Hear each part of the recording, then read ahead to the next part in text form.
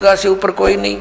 अब दुर्गा क्या कहती है, श्री शक्ति देवी क्या कहती है, देखिएगा इसी के 562 पृष्ठ पर आपको ले चलते हैं।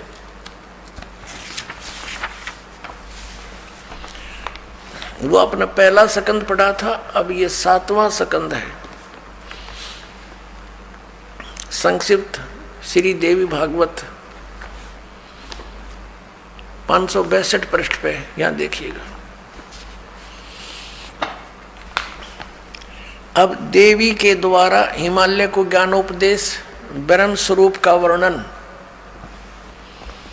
श्री देवी जी कहने लगी, पर्वतराज, अब देवी जी पहले तो अपने विषय में बताती है कि तुमने डरे रोने हैं तो मेरी पूजा कर लो, लेकिन उस ब्रह्म का क्या स्वरूप है यह बतलाया जाता है, जो प्रकाश रूप सबके अत्यंत समीप में स्थित, हृदय रूप गुहा में स्थित होने के कारण गुहाचर नाम से प्रसिद्ध है और महान पद अर्थात परम प्राप्य है। वह समस्त प्रजा के ज्ञान से परे है, अर्थात किसी की बुद्धि माने वाला नहीं है, यह तुम जानो। जो ब्रह्म प्रकाश रूप है, जो सूक्ष्म से भी अत्यंत सूक्ष्म है, जिसमें संपूर्ण लोक और उन लोकों में निवास करने वाले प्राणी स्थित हैं, वह यह अक्षर ब्रह्म है। वही सबके प्राण है, वही सबकी वाणी है और वही सबके मन है। वह यह परम सत्य और अमृत अविनाशी तत्व है। सौम्य, उस वेदने योग्य लक्ष्य का तुम वेदन करो, मन लगाकर उसमें तन्मय हो जाओ। सौम्य, उपनिषद में कथित महान अस्त्र रूप धनुष लेकर उस पर उपासना द्वारा तीक्ष्ण किया हुआ बाण संधान करो। भावानुगत चित्त के द्वारा उस बाण को खींचकर उस अक्षर रूप ब्रह्म को ही लक्ष्य बनाकर वेदन करो। अब क्या बताया कि प्रणव यानी ओम तो धनुष है, जीवात्मा बाण है और ब्रह्म उसका लक्ष्य कहा जाता है। अब क्या कहती है दुर्गा देवी, क्या कहती है कि एकमात्र परमात्मा को ही जाने, दूसरी सब बातें छोड़ दे। हर विष्णु जी ने कह है, विष्णु जी कह रहे हैं कि मैं दुर्गा से ऊपर किसी को नहीं जानता। अब यहाँ देवी जी कह रही है, श्री दुर्गा जी कह रही है कि एकमात्र ब्रह्म को जानो और सब बातों को छोड़ दो। अपनी पूजा को भी कहती है कि नहीं, ये भी मत करो, केवल एक उस ब्रह्म की पूजा करो। देखना, उस एकमात्र परमात्मा को ही जाने, दूसरी सब बातों को छोड़ दे। यही अमृत रूप परमात्मा के पास पहुंचाने वाला पुल है। संसार समुद्र से पार होकर अमृत स्वरूप परमात्मा को प्राप्त कराने का ये सुलभ साधन है। देखो, इस आत्मा का ओम के जप के साथ ध्यान करो। ये कहाँ गए वो अहम ब्रह्मास्मि तत्वमसि। अब क्या कह रहे हैं हमारे साथ सदग्रंथ और देवी क्या बता रही है, इस आत्मा का ओम के जप के साथ ध्यान करो। यानी कोई अन्य आत्मा परमात्मा है, वो अन्य सबसे अलग है, ध्यान करो। इससे अज्ञान में अंधकार से सर्वथा परे और संसार समुद्र से उस पार जो ब्रह्म है उसको पा जाओगे, तुम्हारा कल्याण हो। और वो कहाँ रहता है, वह है यह सबका आत्मा, यानी सबका मालिक ब्रह्म, ब्रह्मलोक रूप दिव्य आकाश में स्थित है। अपने आत्माओं, इन शंकराचार्यों का ज्ञान कहाँ गया वो, ये कहते हैं ये जीव ही ब्रह्म है। और देवी कहती है कि सब पूजाएं छोड़ दो। विष्णु को तो समझा रही है, हरियाचार्य शंकराचार्य पूजा विष्णु जी नारायण को। विष्णु जी कहता मैं दुर्गा से ऊपर जानता नहीं, हिमालय को ज्ञान दे रही है। श्री दुर्गा जी बता रही है कि केवल एकमात्र उस ब्रह्म को पूजो, उसका ओम नाम है, नथिंग एल्स। और वो कहाँ रहता है ब्रह्मलोक में, तो वहां चले जाओगे, उसके पास पहुंच जाओगे, तुम्हारा कल्याण हो। वो कहती है ब्रह्म की पूजा करो। अब ब्रह्म क्या कहता है श्रीमद् भगवत गीता में, श्रीमद् भगवत गीता अध्याय नंबर 8 के देखिएगा। श्रीमद् भगवत गीता जयदयाल गोविंद का इसके अनुवादक हैं। अध्याय नंबर 8 के श्लोक नंबर 13 हम आपको दिखाते हैं। ये क्या बताता है 13वें श्लोक में, ओम इति एकाक्षरम ब्रह्म व्यवहारन माम अनुसमरण ये प्रयाति तजंदेहम स याति परमाम गतिम। माम ब्रह्म, मुझ ब्रह्म का केवल ओम यह एक अक्षर है जो उच्चारण करके श्रवण करता हुआ, यह प्रयाति तजंदेहम जो शरीर छोड़कर जाता है, ये श्रवण करता हुआ, स याति परमाम गतिम जो ओम से मिलने वाली, इन्होंने शुरू किया ओम ओम, यह इनका अनुवाद है। यह एक अक्षर रूप ब्रह्म को उच्चारण करता हुआ, अक्षर रूप ब्रह्म को नहीं, ये वो कहता माम ब्रह्म, मुझ ब्रह्म का केवल एक ओम अक्षर है, नथिंग एल्स। चिंतन करता हुआ शरीर त्याग कर जाता हुआ पुरुष परम गति को प्राप्त होता है, यानी ओम से होने वाली जो परम गति है ये ओम। और इन्होंने इस ओम को ऐसे लिखा अनुवाद में, ओम ओम, ये समझो चाहिए, समझो। अब ये तो है, कहता है मेरी साधना करनी है मुझ ब्रह्म की, तो मेरा एक ओम मंत्र है। फिर इसने 70वें अध्याय के 23वें श्लोक में कहा कि सच्चिदानंद घन ब्रह्म,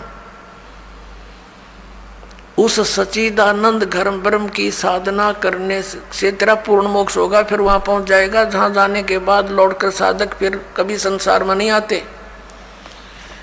अपनी सतीथि को गीता ज्ञानदाता कहता है मेरी सतीथि तो नाशवान है, मैं भी जन्म मृत्यु के अंदर हूं और तू भी अर्जुन। देखिएगा अध्याय नंबर 2 का, अब श्लोक नंबर 12 देखो, अध्याय नंबर 2 और श्लोक नंबर 12। न तो ऐसा ही है कि मैं किसी काल में नहीं था, अथवा तू नहीं था, अथवा ये राजा लोग नहीं थे, और न ऐसा ही है कि इससे आगे हम सब नहीं रहेंगे। हो गया स्पष्ट कि गीता ज्ञान दाता कह रहा है कि मैं भी जन्म मृत्यु होती है, पहले भी थे तू और मैं, आगे भी होंगे। और ये ना सोच के हम वर्तमान में ही, आगे देखना चौथे जाएंगे अध्याय नंबर 4 और श्लोक नंबर ये 5 है।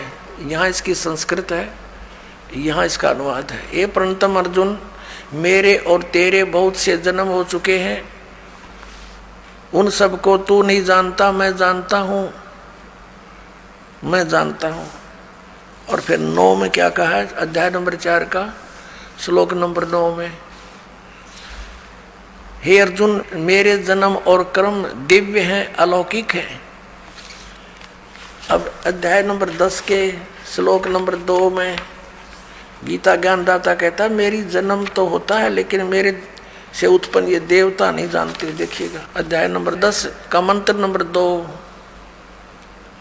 मेरी उत्पत्ति को, गीता ज्ञानदाता कहता मेरी उत्पत्ति को, लीला से प्रकट होने को न देवता लोग जानते हैं न महर्षि ही जानते हैं, क्योंकि मैं सब प्रकार से देवताओं का और महर्षियों का आदि कारण हूँ। इसे सिद्ध है कि गीता ज्ञानदाता का की उत्पत्ति तो है, लेकिन ये इससे उत्पन्न, इसके पुत्र रजगुण ब्रह्मा, सतगुण विष्णु, तमगुण शिव जी, फिर इनसे आगे उत्पन्न जितने भी ये देव देवता हैं, ये इस ब्रह्म के जन्म डेट ऑफ बर्थ को नहीं जानते। अब जैसे संतान की डेट ऑफ बर्थ यानी जन्मदिन को पिता बता सकता है, लेकिन पिता की उत्पत्ति को बच्चे कैसे जाने, उसको कौन बताता है? दादाजी बताते हैं। पिता के पिता तो सबके पिता वो कबीर परमेश्वर हैं, वो बंदी छोड़ कबीर साहेब हैं, वो परम अक्षर ब्रह्म है, सच्चिदानंद घन ब्रह्म है। उस परमेश्वर ने आके बताई है इस ब्रह्म की उत्पत्ति, क्योंकि वो उसी का द्वारा उत्पन्न किया हुआ है। तो अपने पुत्र की उत्पत्ति, अपने अन्य संतान की उत्पत्ति, पोते पोतरों की उत्पत्ति दादाजी को खूब याद होती है। लेकिन ब्रह्म कह रहा है कि मेरी उत्पत्ति तो हुई है। ये गीता ज्ञानदाता श्री कृष्ण में प्रवेश करके ये काल बोलता है, ब्रह्म बोलता है। ये कहता है कि मेरे कर्म और जन्म अलौकिक होते हैं। अलौकिक कैसे होते हैं? स्वयं किसी के सामने प्रकट नहीं होता, ये गुप्त रहता है। गीता जी अध्याय नंबर 7 के श्लोक नंबर 24 और 25 में स्पष्ट किया है इसने। देखिएगा अध्याय नंबर 7 श्रीमद् भगवत गीता श्लोक नंबर 24 में, बुद्धिहीन मेरे अनुत्तम अविनाशी परम भाव को न जानते हुए मन इंद्रियों से परे मुझ सच्चिदानंद परमात्मा को अव्यक्तम माम व्यक्तिम आपनम मनन्ते। इसका अर्थ हम ऐसे भी पढ़ेंगे। इन तड़ंगा करने की चेष्टा की है क्योंकि जहां इनकी समझ में नहीं आया इन्होंने गलती कर डाली। देखना, व्यक्तिम अव्यक्तम माम व्यक्तिम आपनम मनन्ते। अव्यक्तम माम मुझ अव्यक्त को, ये बुद्धिहीन मेरे अनुत्तम यानी घटिया विनाशी परम भाव को यानी विशेष नियम को नहीं जानते। मुझ अव्यक्त को मैं छुपा रहता हूँ और मुझे ये व्यक्तिम यानी मनुष्य रूप में कृष्ण रूप में प्राप्त हुआ मानते हैं। I am not Krishna. क्यों? अब 25 में बताया। देखिए इसका यहाँ अनुवाद किया है। अपनी योग माया से छिपा हुआ मैं सबके प्रत्यक्ष नहीं होता, छुपा रहता हूँ मैं।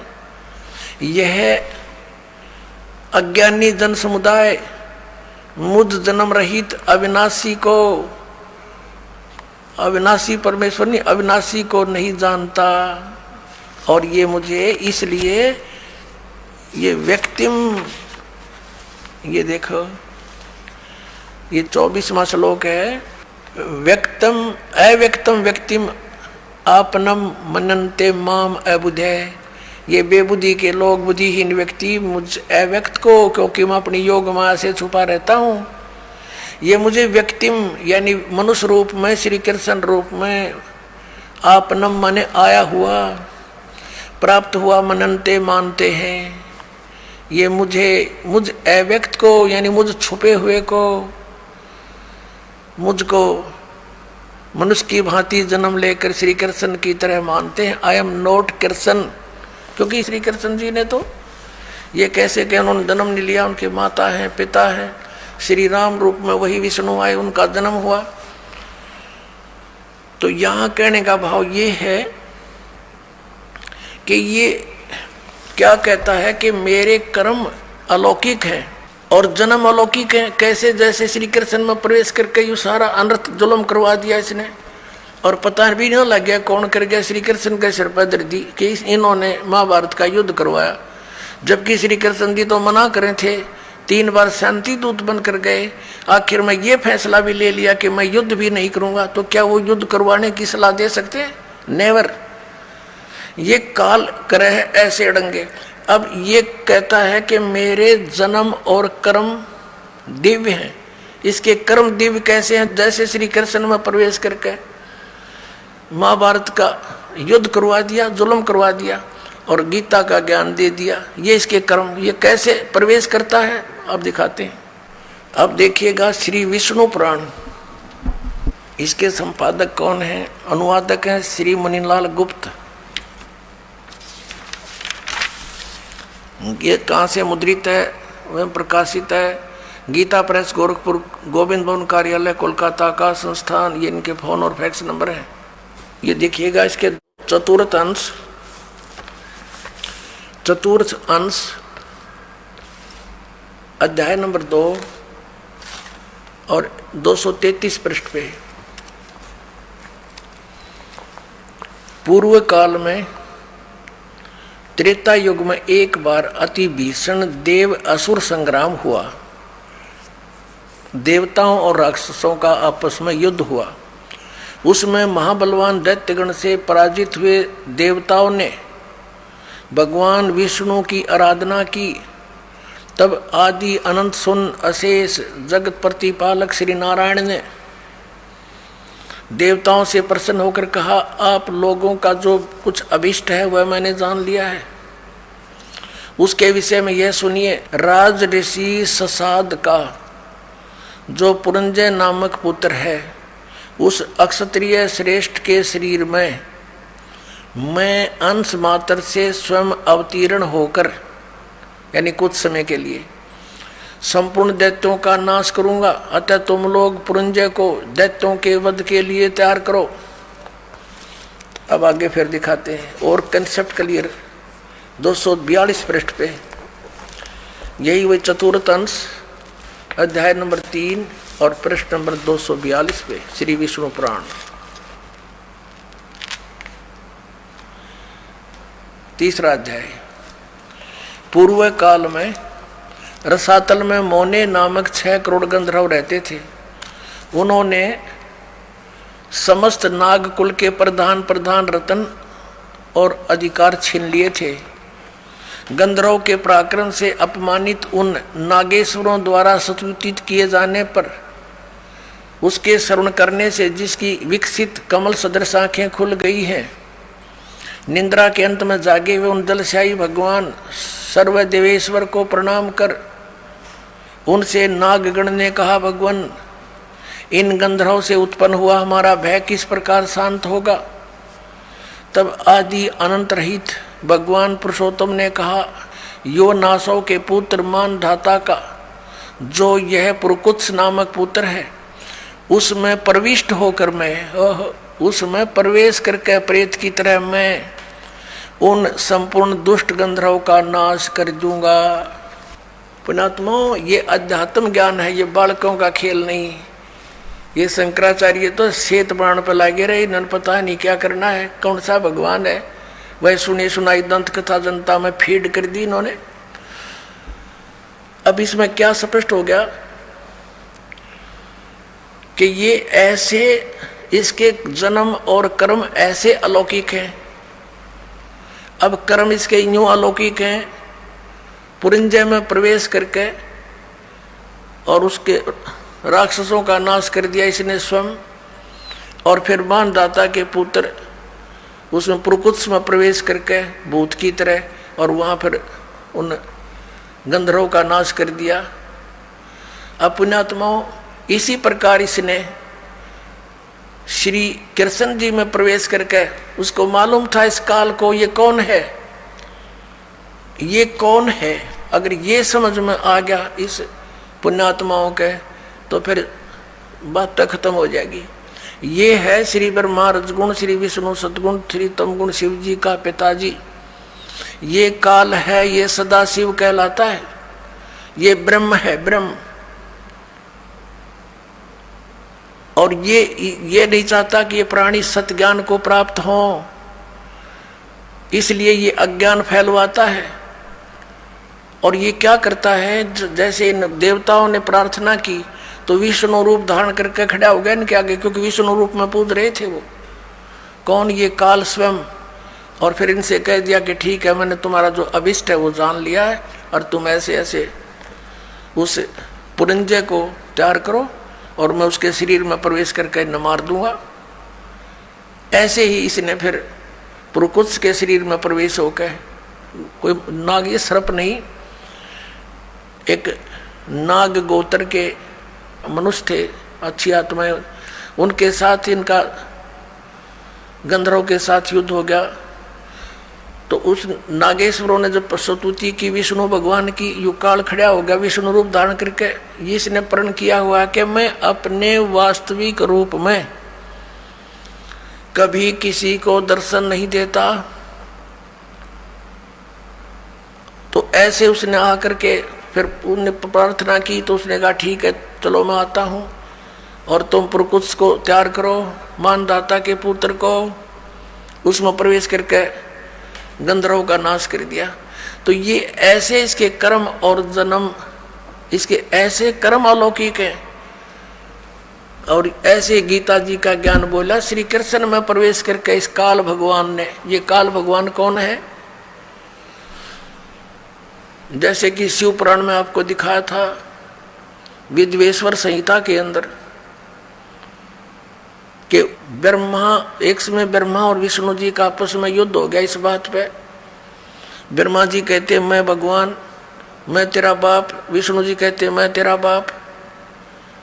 इन दोनों का युद्ध हो गया इस बात पे, क्योंकि इन सब को भ्रम हो जाता है कि मैं भगवान हूँ, मैं भगवान हूँ।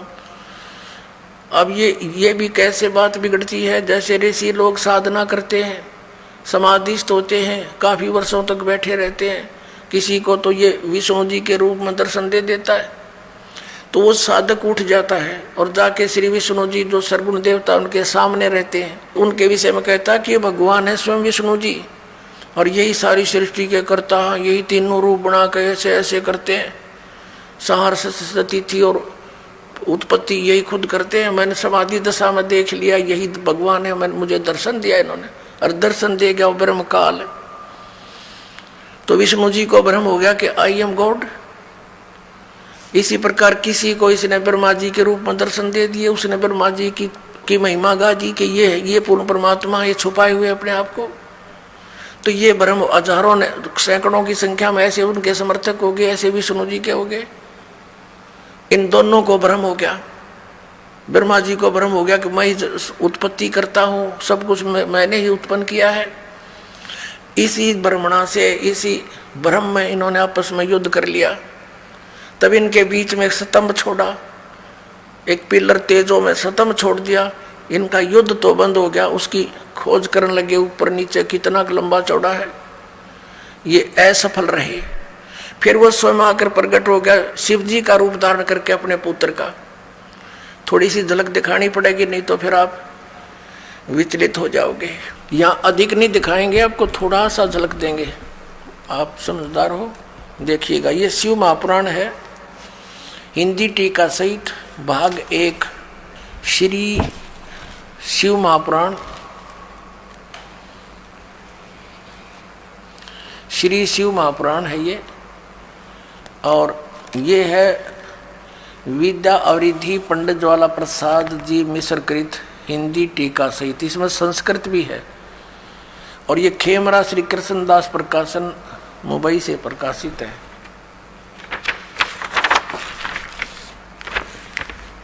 मुद्रक में प्रकाशक है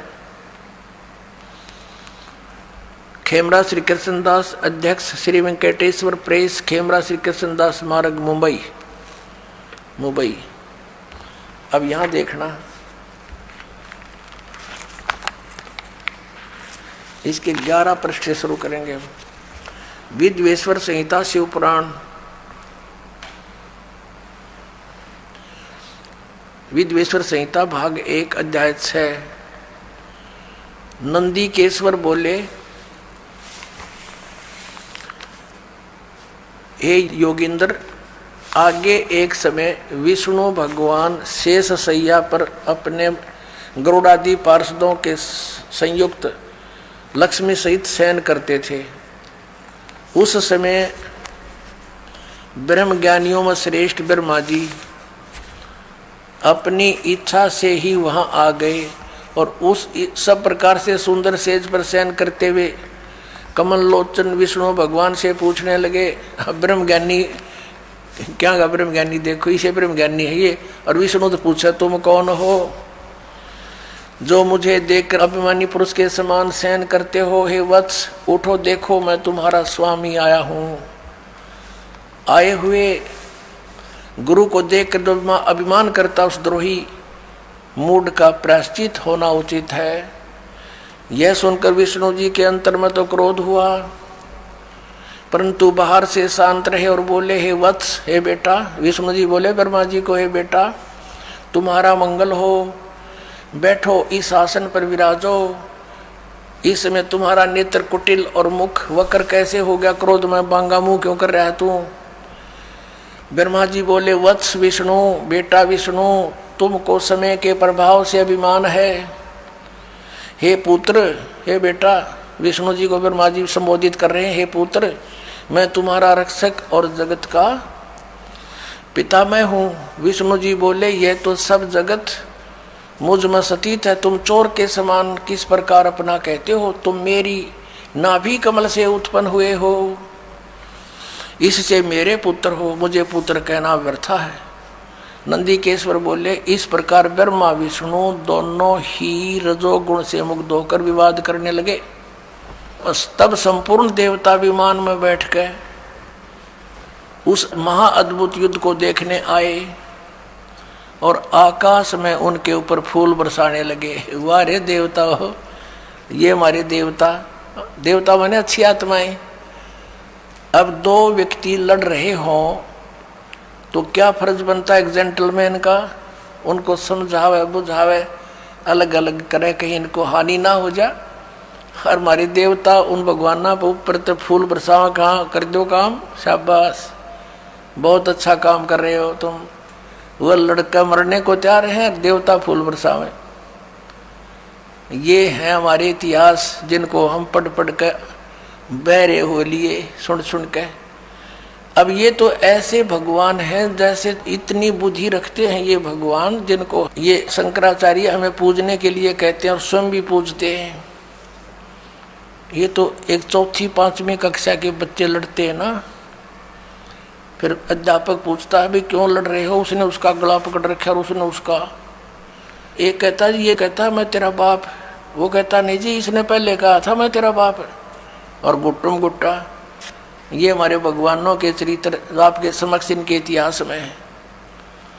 अब जब ये नू लड़ रहे थे, बीच में सतम खड़ा कर दिया इस काल ने, अकेले लड़के मर जाएंगे भी, तेरा काम अधूरा रह जाएगा।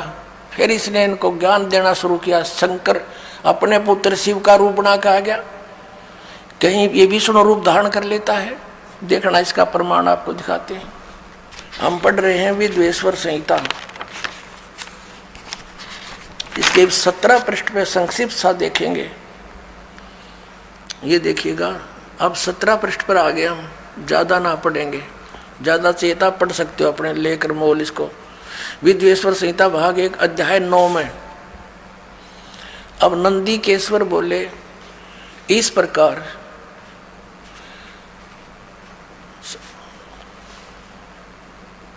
यहां दिखाते हैं उन दोनों की अज्ञानता, वैर को दूर करने के अर्थ दोनों से कहा। किसने? वो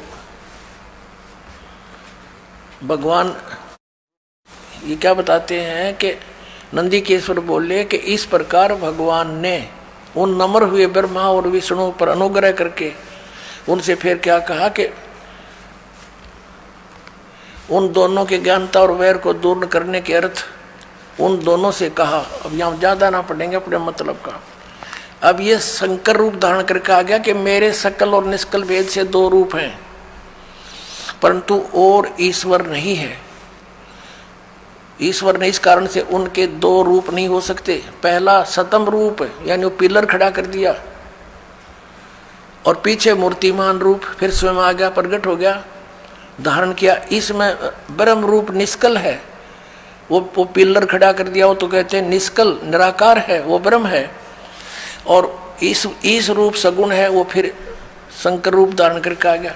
मेरे दोनों रूप सिद्ध हैं, दूसरे किसी के नहीं हो सकते। इस कारण तुम दोनों ने, ब्रह्मा और विष्णु को कह रहा है वो काल भगवान, इस प्रकार तुम दोनों को अथवा दूसरों को ईश्वरताओं की प्राप्ति नहीं हो सकती। तुम दोनों ने अज्ञानता से अपने को ईश माना, भगवान मान लिया विष्णु और ब्रह्मा को। कह रहे हैं कि तुमने अपने आप को ईश मान लिया, यू आर नॉट गॉड। तुम अपने को ईश माना, ये बड़ा ही अद्भुत हुआ। उसके दूर करने को ही मैं रण स्थान में आया। अब तुम अपना अभिमान त्याग कर मोदीश्वर में अपनी बुद्धि लगाओ। मेरे ही प्रसाद से लोक में सब अर्थ प्रकाश करते हैं। अब ज्यादा नहीं, हम यही पढ़ते हैं। जगत का वर्धक होने से मैं ब्रह्म हूं, ब्रह्म केशव। अब यहां आते हैं, मैं सबका ईश्वर हूं, यह सब मेरा है, मेरे सिवा दूसरे का नहीं है। अब यहां देखो, अब हम 18 पृष्ठ पर पढ़ेंगे। 18 पर विद्वेश्वर संहिता भाग 1 अध्याय 10, ये 9वां अध्याय यहां समाप्त हो गया। इति श्री शिव महापुराणे विद्वेश्वर संहिता भाषा टीकायाम 9वां अध्याय, ये इति हो गया, समाप्त हो गया। और यहाँ ये दूसरा प्रारंभ हो गया। अब यहाँ देखिएगा नीचे क्या कहता है, हे पुत्रों, यह कृत आपने तप से प्राप्त किया है। कौन सा कृत? ब्रह्मा और विष्णु को कहता है, हे पुत्रों, यह कृत आपने तप से प्राप्त किया है, जो कि सृष्टि की उत्पत्ति और पालन कहता है। सो मैंने प्रसन्न होकर तुम्हें दिया है। इसी प्रकार दूसरे 2 कृत्य रुद्र और महेश को प्रदान किए हैं। ये 4 हो गए, ब्रह्मा और विष्णु और रुद्र और महेश, और 5वां यू बोल रहा यो कौन? ये काल रूपी ब्रह्म है। अब देखो फिर ये कहता है मेरा एक ब्रह्म ओम नाम है। ये प्रश्न नंबर 19 पर, वही विद्वेश्वर संहिता अध्याय 10। इस कारण उस अज्ञान की सिद्धि के निमित्त ओंकार नामक मंत्र जप करो। यह अभिमान का दूर करने वाला है। सोई निज मंत्र उपदेश करते हैं। यह ओंकार मेरे मुख से उत्पन्न होने से मेरे ही रूप का बोधक है और महामंगल करने वाला है।